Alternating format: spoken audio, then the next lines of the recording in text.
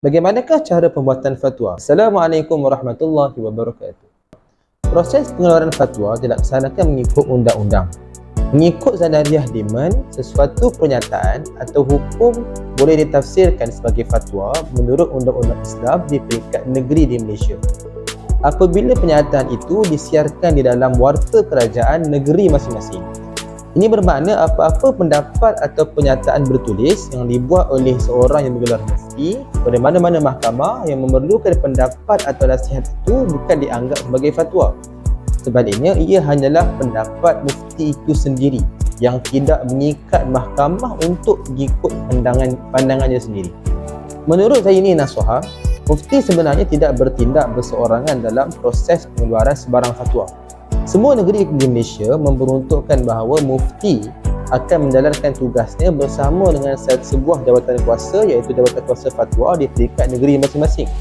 Menurut undang-undang, sesuatu persoalan dan permasalahan hukum syarak boleh dikemukakan secara bertulis kepada pengerusi jawatan kuasa fatwa atau dialamatkan terus kepada mufti. Berdasarkan peruntukan dalam Seksyen 34 Akta Pentadbiran Undang-Undang Islam Wilayah Persekutuan 1993 menyatakan bahawa mufti hendaklah di atas perintah Yang di-Pertuan Agong dan bolehlah atas kehendaknya sendiri atau atas permintaan mana-mana orang yang dibuat melalui surat yang ditujukan kepada mufti membuat dan menyiarkan dalam warta suatu fatwa atau pendapat atas apa-apa persoalan yang belum diselesaikan atau yang menimbulkan pertikaian mengenai atau berhubungan dengan sesuatu hukum syarak. Menurut Saidina Nasuha juga, peruntukan tersebut menjelaskan mengenai tata cara pengeluaran fatwa di setiap negeri. Persoalan mengenai hukum ataupun hukum syarak ataupun sesebarang fatwa hendaklah diajukan terus kepada mufti negeri. Dan berdasarkan undang-undang dinyatakan bahawa fatwa boleh dikeluarkan sama ada atas usaha mufti itu sendiri ataupun atas perintah sultan ataupun atas permintaan mana-mana orang ataupun sebarang institusi. Apabila persoalan dikemukakan kepada mufti atau ada isu yang berbangkit mengenai hukum syarak dalam kepentingan umat Islam, jawatan kuasa fatwa akan menyediakan kertas perbincangan atas arahan mufti sebagai pengerusi jawatan kuasa, ataupun jika perlu membentuk sebuah jawatan kuasa untuk membuat kajian penyelidikan ataupun sebarang isu yang dikemukakan secara ilmiah. Jawatan kuasa fatwa yang dibentuk akan menyediakan draft fatwa dan seterusnya akan dikemukakan kepada majlis untuk mendapatkan pengesahan sebelum proses pewartaan menurut undang-undang setiap negeri. Walau bagaimanapun, jika perkara yang dikemukakan itu adalah perkara yang remeh ataupun peribadi atau tidak melibatkan kepentingan ummah, contohnya mengenai sebarang amalan ataupun ibadah harian, maka mufti ini mereka boleh memberikan jawapan terus kepada individu yang mengemukakan soalan.